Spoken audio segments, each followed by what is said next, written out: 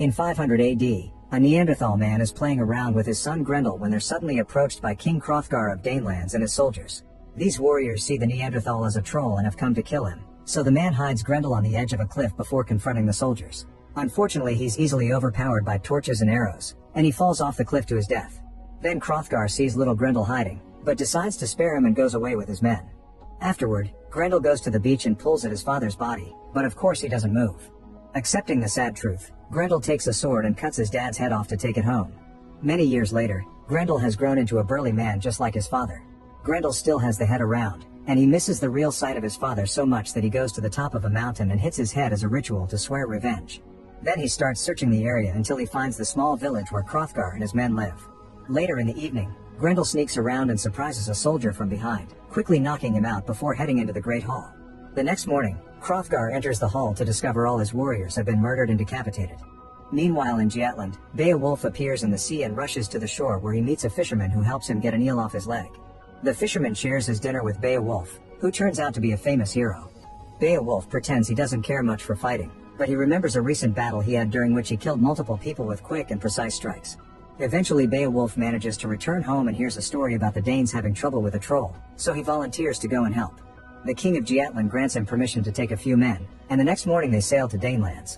During the trip, a pale hand reaches out of the water to try to grab Beowulf, but he moves away just in time. Meanwhile in Danelands, Hrothgar goes out in the middle of the night and yells for the so-called troll to come and fight him.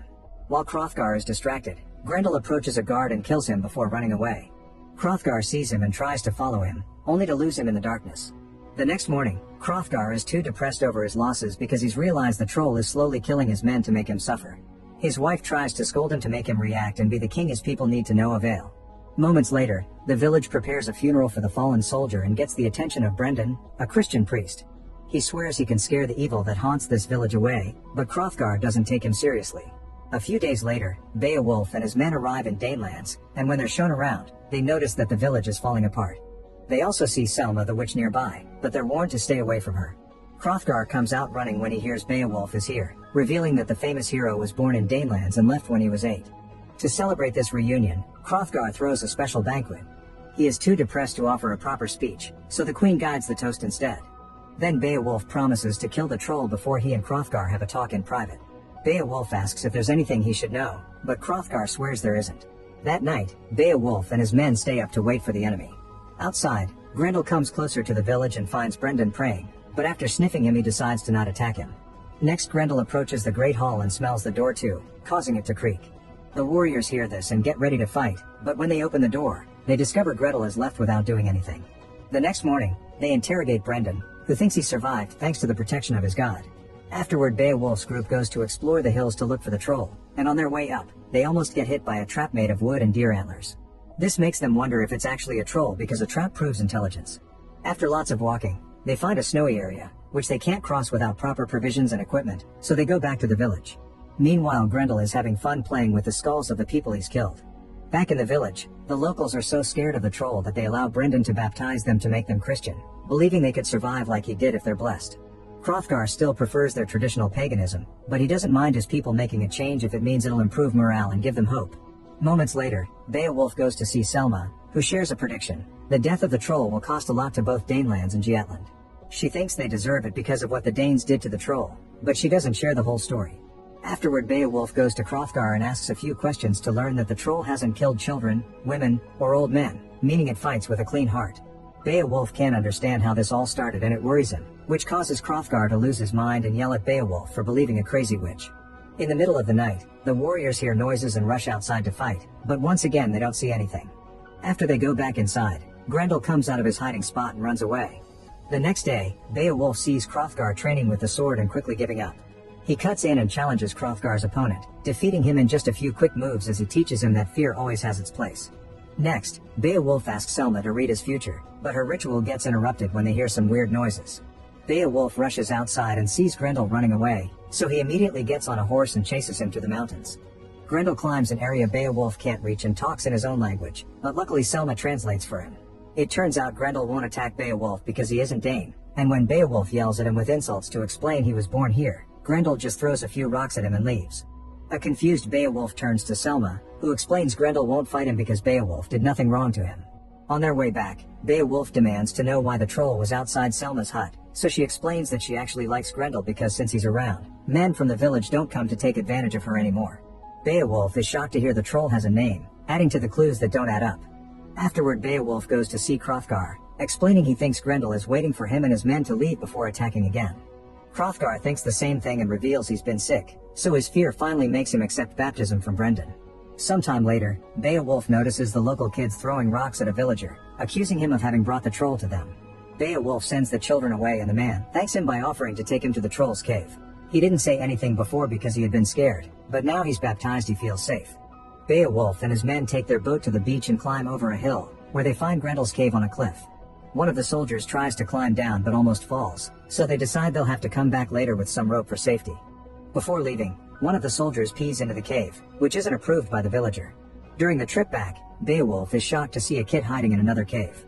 While everyone is distracted, the mysterious pale hand reaches for the peeing soldier to pull him down, but his friends save him just in time. That night, Beowulf has trouble staying awake, and every time he closes his eyes he sees a vision of the cave kid with a sword. The next morning, they're devastated to discover the village that guided them to the cave has been killed. Furious, Beowulf and his men return to the cave and this time they reach it safely with some rope. The place is full of bones and armor from the victims, but Grendel isn't around. One of the men is so frustrated that grabs the head of Grendel's father and destroys it. Afterward, Beowulf goes to Selma to ask for her help. When she refuses, he just ties her up and takes her to the hills, hoping Grendel will come out when he threatens her with a knife. However, nothing happens, so Beowulf releases Selma and after scolding her for being on the wrong side, he leaves her behind. Meanwhile, Grendel returns to his cave and finds the destroyed skull. After taking a sniff to track down the person who did it, he goes to the top of the hill and does the same blood ritual to swear revenge. When night falls, Grendel appears at the village while everyone sleeps and kills the guard outside by impaling him with a spear. Then Grendel storms into the Great Hall, waking up Beowulf and his men. Chaos ensues as the soldiers try to fight Grendel, who is too strong to be bothered by the attacks of puny humans. He hits the men but doesn't kill them, just pushing them away until he reaches the one that destroyed his father's head.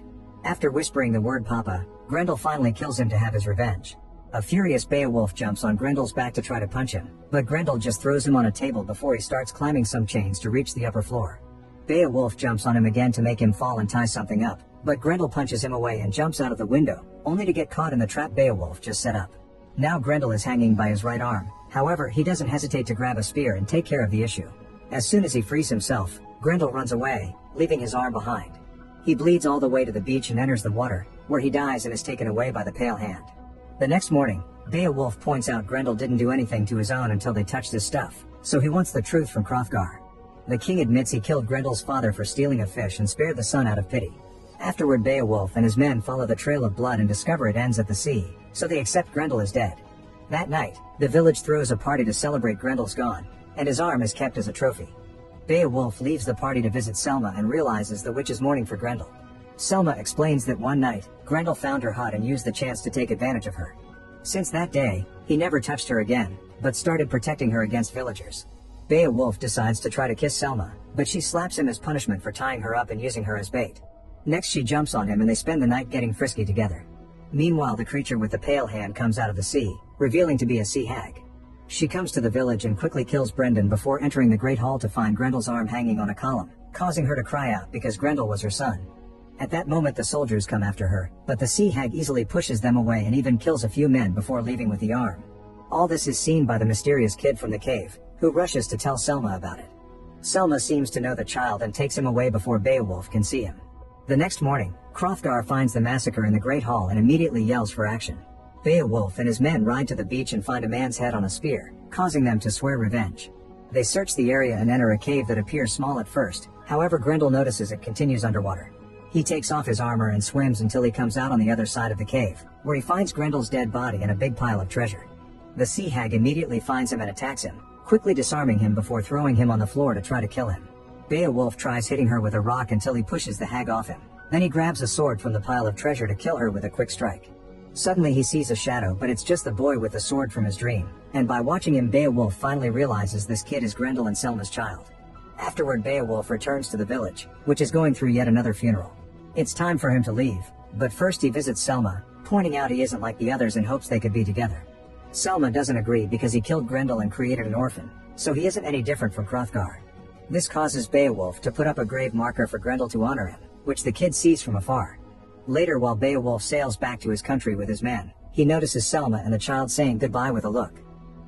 Make sure to subscribe and turn on notifications so you can watch more videos like this. Thanks for watching.